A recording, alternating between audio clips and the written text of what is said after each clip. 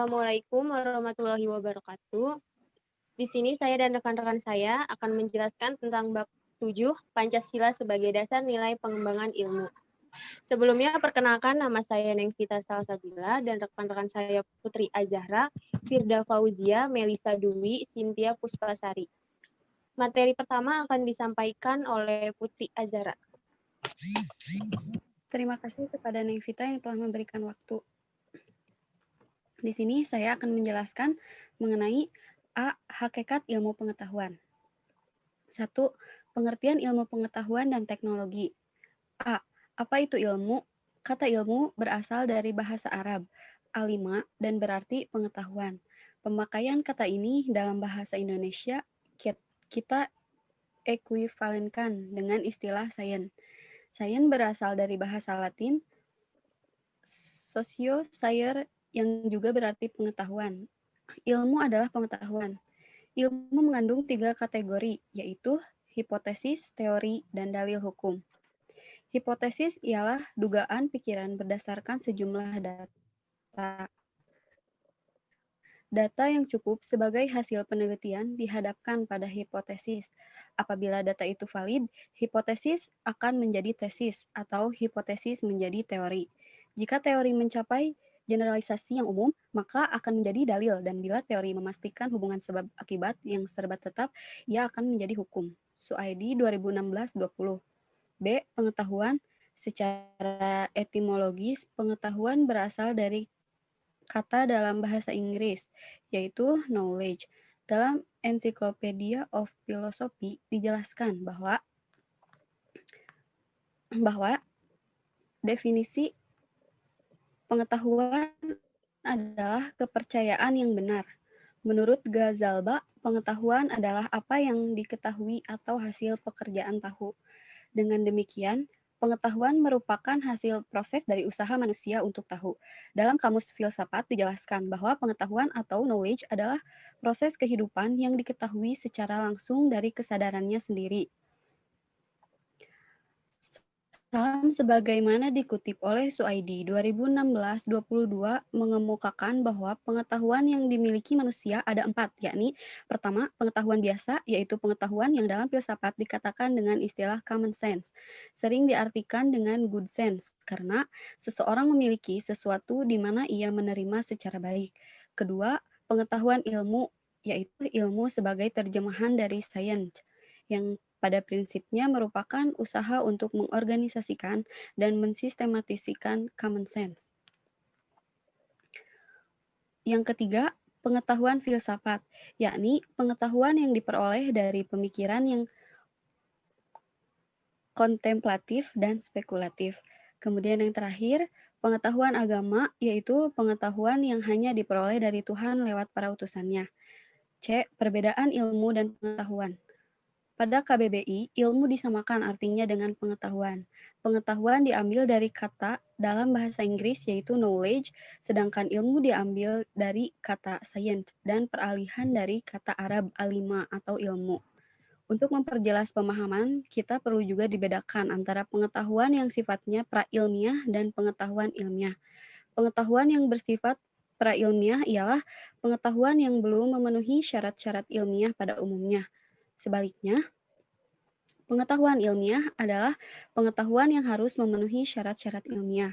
Adapun syarat-syarat yang dimiliki oleh pengetahuan ilmiah adalah 1. Harus memiliki objek tertentu atau objek formal dan material. Yang kedua, harus bersistem. Yang ketiga, memiliki metode tertentu. Dan yang terakhir, sifatnya umum. Sekian dari saya. Terima kasih. Pemateri selanjutnya akan dibawakan oleh Firda. Terima kasih kepada Saudari Putri. Di sini saya akan menjelaskan tentang perkembangan IPTEK. Apa itu IPTEK? IPTEK adalah singkatan dari ilmu pengetahuan teknologi, yaitu sumber informasi yang dapat meningkatkan pengetahuan ataupun wawasan seseorang di bidang teknologi. Manusia menemukan IPTEK karena manusia kembali pada jalan pikiran yang rasional. Setelah manusia berhasil memperdalam ilmu pengetahuan, maka produk ilmu tersebut adalah teknologi. Pengetahuan berkembang melangkah secara bertahap menurut dekade waktu dan menciptakan zamannya, dimulai dari zaman pra-Yunani kuno.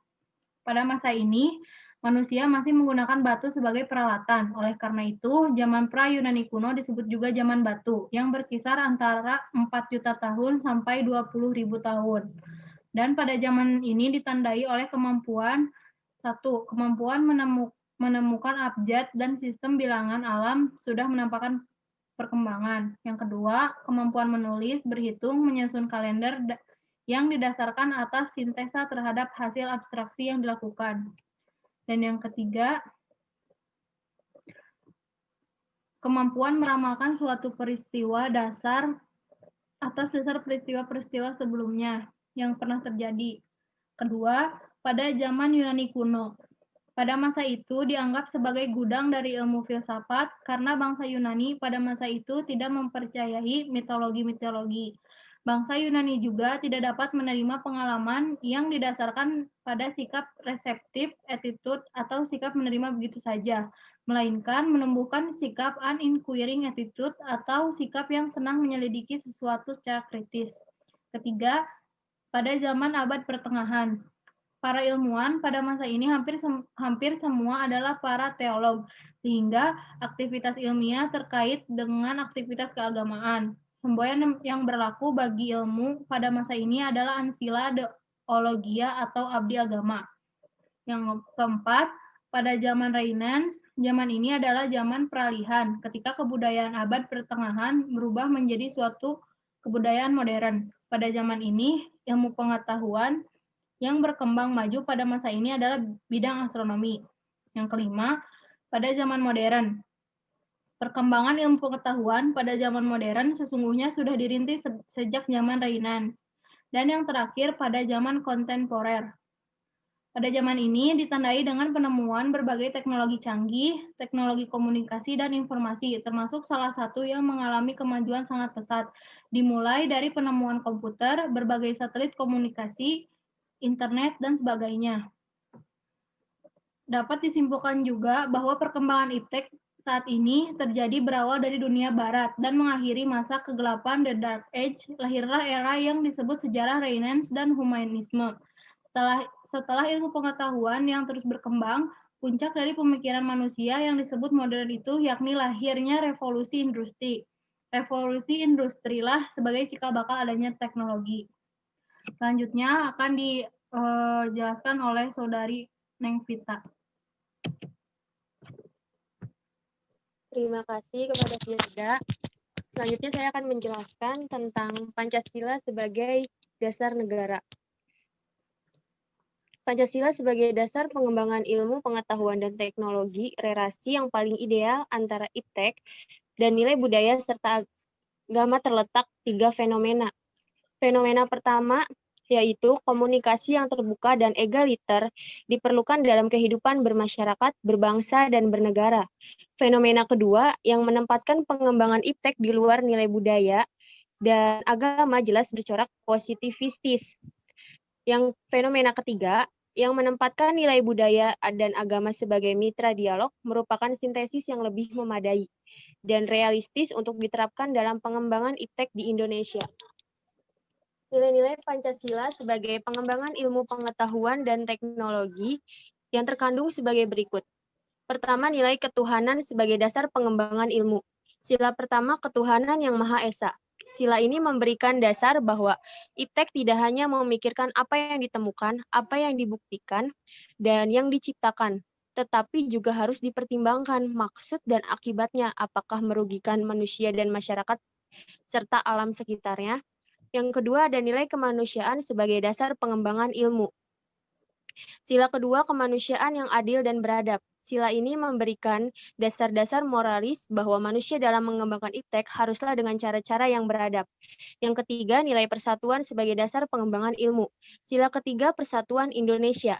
Sila ini mendasari bahwa iptek hendaknya dapat menimbulkan rasa nasionalisme, rasa kebesaran bangsa, serta rasa keluhuran bangsa sebagai bagian dari umat manusia di dunia.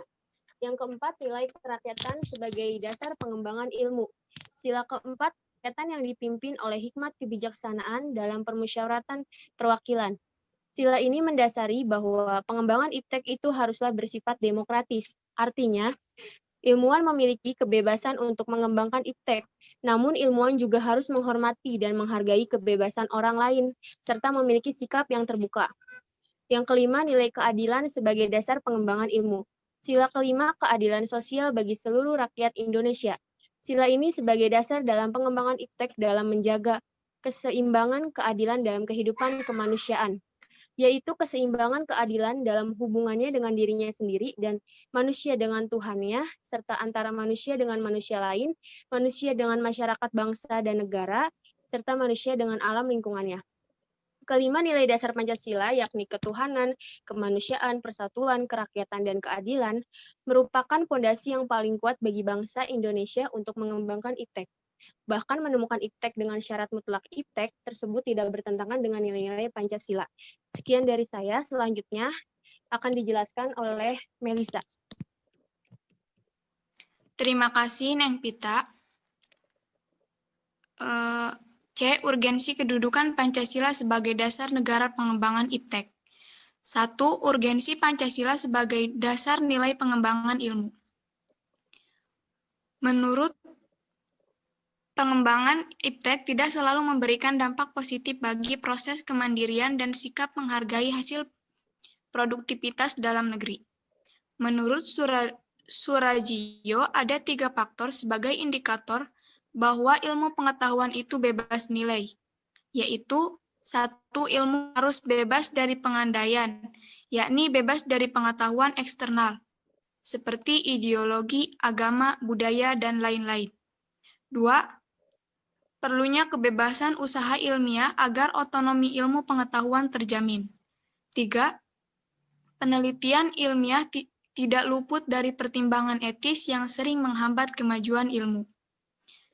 Menurut Sastra Pladja, kedudukan Pancasila sebagai landasan kebijakan pengembangan iptek. 1. Pengembangan ilmu pengetahuan harus menghormati keyakinan religius masyarakat. 2. Ilmu pengetahuan ditunjukkan bagi pengembangan kemanusiaan. Menurut Sastra Pladja, Pancasila sebagai landasan etika pengembangan iptek. 1. Pengembangan iptek menyangkut manusia harus selalu menghormati martabat manusia. 2. Iptek harus meningkatkan kualitas hidup manusia. 3. Iptek hendak membantu pemekaran komunitas manusia baik lokal maupun global.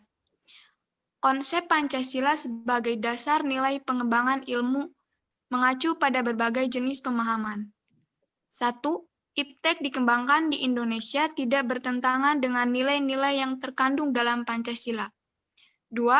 Iptek di Indonesia harus menyertakan nilai Pancasila sebagai faktor internal pengembangan ilmu pengetahuan itu sendiri. Pancasila sebagai dasar pengembangan ilmu dikemukakan mengandung makna berbeda-beda. 1. Bahwa iptek tidak bertentangan dengan nilai-nilai yang terkandung dalam Pancasila, mengandung asumsi bahwa iptek berkembang secara otonom. 2. Setiap iptek dikembangkan di Indonesia, nilai-nilai Pancasila sebagai faktor internal mengandalkan bahwa sejak awal pengembangan iptek harus sudah melibatkan nilai-nilai Pancasila. 3.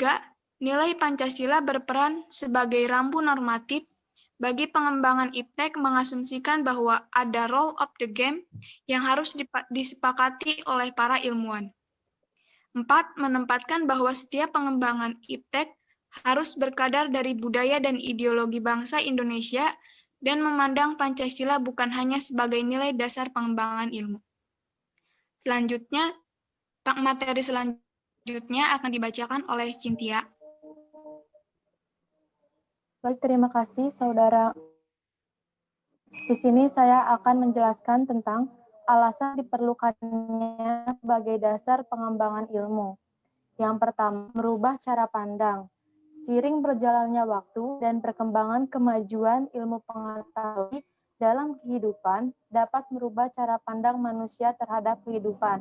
Dan hal ini harus ditelurkan tidak ada nilai yang tidak sesuai kepribadian bangsa.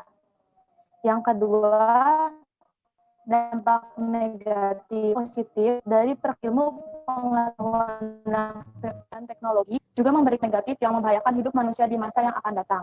Yang ketiga, perkembangan ilmu pengetahuan dan teknologi ini didominasi oleh negara barat, dan hal ini ditakutkan akan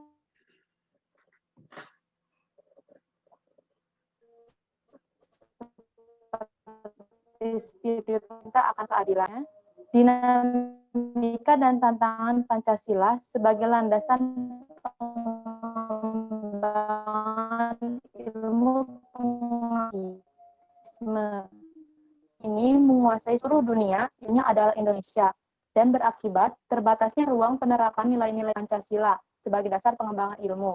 2. Globalisasi. Globalisasi ini dapat menyebabkan dalam pengembangan ilmu pengetahuan dan teknologi dengan negara lain, sehingga Indonesia lebih berkedudukan sebagai konsumen daripada produsen bagi negara lain. Yang ketiga, konsumerisme merupakan sebuah paham di mana seseorang proses konsumsi atau pemakaian barang-barang produksi secara berlebihan. Dan paham itu ada di sebagian masyarakat Indonesia yang menjadikan sasaran pasar bagi produk negara lain yang lebih maju. Yang terakhir, ada pragmatisme. Pragmatisme ini berorientasi pada 3 cara, yaitu keberhasilan, kepuasan, dan hasil. Semua hal itu mewarnai perilaku kehidupan sebagian besar masyarakat Indonesia. Selanjutnya akan dijelaskan oleh Melisa.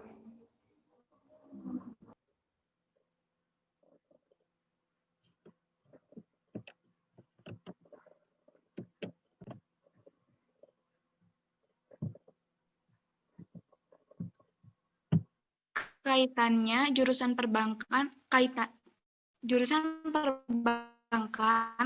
kaitannya harus bisa menghasilkan lulusan-lulusan yang berkualitas di bidang keuangan dan perbankan agar bisa perekonomian Indonesia.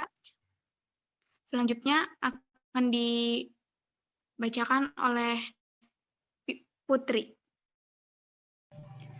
Kesan dan pesan yaitu kesan saya selama pembelajaran pendidikan Pancasila sangat menarik, di mana pembelajaran diadakan di YouTube tidak hanya via Zoom meeting.